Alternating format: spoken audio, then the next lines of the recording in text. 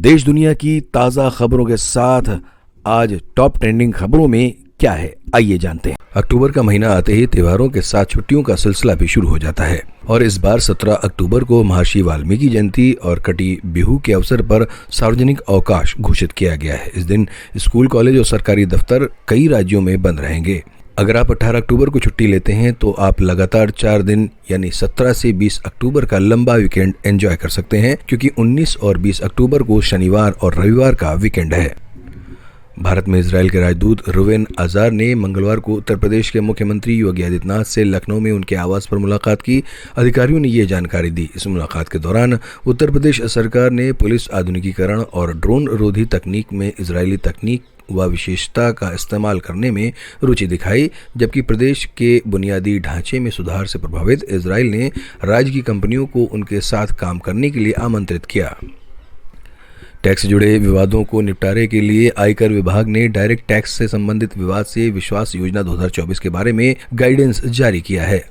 अक्सर पूछे जाने वाले सवालों के रूप में जारी इस पत्र में विवाद समाधान योजना का लाभ उठाने के लिए पात्र संस्था और भुगतान किए जाने वाले करों से संबंधित विभिन्न सवालों के जवाब दिए गए हैं। आयकर विभाग ने कहा है कि उसे इस योजना के 1 अक्टूबर 2024 को प्रभावी रूप से अधिसूचित होने के बाद विभिन्न प्रावधानों के संबंध में मार्गदर्शन मांगने वाले हितधारकों से कई सवाल मिले हैं। योजना की समाप्ति तिथि अभी अधिसूचित नहीं की गई है।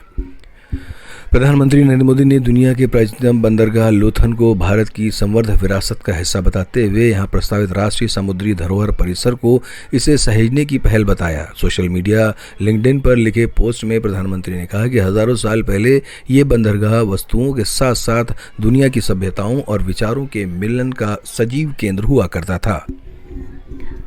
दिल्ली के उत्तरी जिला के बुराड़ी थाना पुलिस टीम ने एक ऐसे फर्जी कॉल सेंटर का भंडाफोड़ करने में कामयाबी पाई है जो मशहूर बीमा कंपनी का नाम इस्तेमाल कर सस्ती बीमा का झांसा देकर लोगों से ठगी की वारदात को अंजाम देता था। खास बात यह है कि ये ठग सिर्फ कार मालिकों को अपना निशाना बनाते थे। अनुच्छेद 370 रद्द होने के बाद पहली बार विधानसभा चुनावों में नेशनल कॉन्फ्रेंस की जीत के बाद उमर अब्दुल्ला जम्मू कश्मीर के पहले मुख्यमंत्री के रूप में शपथ लेने के लिए पूरी तरह से तैयार हैं। प्रियंका गांधी केरल की वायनाड लोकसभा सीट से चुनाव लड़ेंगी। कांग्रेस पार्टी ने प्रियंका को प्रत्याशी बनाने की औपचारिक घोषणा कर दी है। पार्टी महासचिव केसी वेणुगोपाल ने प्रियंका को प्रत्याशी बनाए जाने का ऐलान किया। आपको बता दें कि प्रियंका खुद भी वायनाड से पार्टी का प्रतिनिधित्व करने को लेकर हामी भर चुकी हैं। विगत जून महीने में पार्टी के राष्ट्रीय अध्यक्ष खड़गे की घोषणा के बाद प्रियंका ने कहा था कि यहां से चुनाव लड़ना उनका सौभाग्य होगा। हरियाणा विद्यालय शिक्षा बोर्ड की सेकेंडरी और सीनियर सेकेंडरी के साथ DELED प्रथम प्रवेश वर्ष 2023-25 की परीक्षाएं बुधवार से शुरू होंगी। परीक्षा दोपहर 2 से शाम 5 बजे तक होंगी। बोर्ड प्रवक्ता ने बताया कि सेकेंडरी और senior secondary compartment reappear CTP अतिरिक्त विषय व अंक सुधार विषय के अलावा DELED प्रथम वर्ष 2023 से 25 की परीक्षाओं में प्रदेश भर के 125 परीक्षा केंद्रों पर करीब 58,497 परीक्षार्थी शामिल होंगे। सेकेंडरी परीक्षा में 5,417 परीक्षार्थी शामिल होंगे, जिनमें 3,418 छात्र, 1,999 छात्राएं तथा सीनियर सेकेंडरी परीक्षा में 7,109 परीक्षार्थी परीक्षा देंगे, जिनमें 4,719 छात्र, 2,390 छात्राएं शामिल हैं।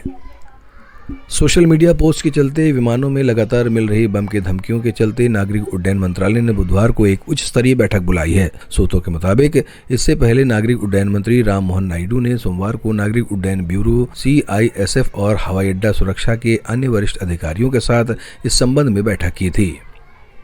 मुंबई में NCP अजीत गुट नेता बाबा सिद्दीकी की हत्या की तैयारियां अगस्त महीने में शुरू हो गई थीं। लॉरेंस गोल्डी बरार के कहने पर जालंधर हरियाणा निवासी जेसी और सिकंदर को NCP की नेता की हत्या के आदेश दिए गए थे। इसके बाद जेसी और सिकंदर ने अपना सिम बदल लिया था। जेसी और सिकंदर के अपराधी साथियों की बहुत लंबी लिस्ट है। इस लिस्ट में 22 sharp shooter Lawrence Goldy Brar से निर्देश मिलने के बाद जेसी और सिकंदर ने गुरमेल बलजीत सिंह को अपने साथियों से अलग शूटरों को इंतजाम करने को कहा था।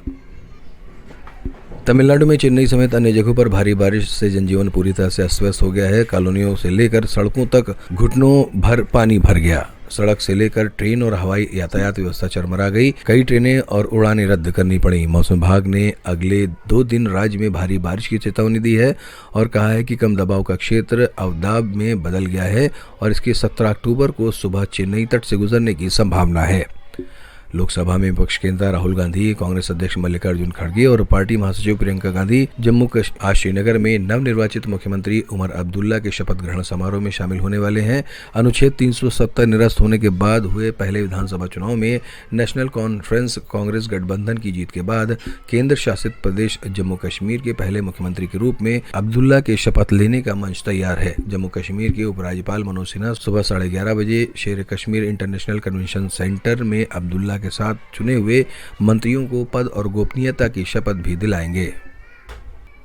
विधानसभा चुनाव की रणभेड़ी बजने के साथ ही महाराष्ट्र के दोनों गठबंधनों सत्तारूढ़ महायुति और महाविकास अघाड़ी की चुनौतियां बढ़ गई हैं।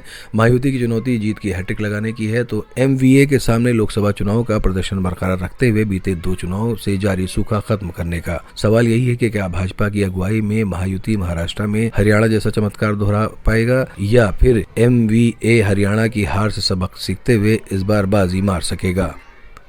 शंघाई सहयोग संगठन के सम्मेलन में हिस्सा लेने के लिए विदेश मंत्री एस जयशंकर मंगलवार को पाकिस्तान के इस्लामाबाद पहुंचे। ये भारत के किसी विदेश मंत्री की तरफ से 9 साल बाद पाकिस्तान का दौरा है। जयशंकर के पाकिस्तान पहुंचने के कुछ घंटों बाद ही पाकिस्तान ने दबे मुंह से भारत के साथ द्विपक्षीय बैठक करने की इच्छा जताई है। पाकिस्तान के योजना और विकास मंत्री एहसान इकबाल ने कहा है कि यह भारत को तय करना है कि वह सम्मेलन से इतर पाकिस्तान के साथ द्विपक्षीय बैठक करना चाहता है या नहीं।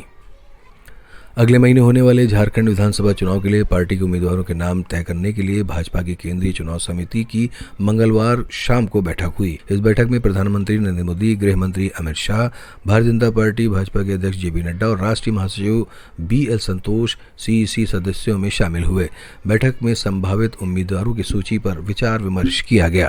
तो ये थी आज सुबह की टॉप ट्रेंडिंग खबरें। ऐसी ही ताज़ा खबरों के लिए आप जुड़े रहिए आपके अपने टॉप ट्रेंडिंग खबरों के चैनल के साथ। लगातार अपडेट पाने के लिए चैनल को सब्सक्राइब करना ना भूलें और हाँ, लाइक और शेयर जरूर करें।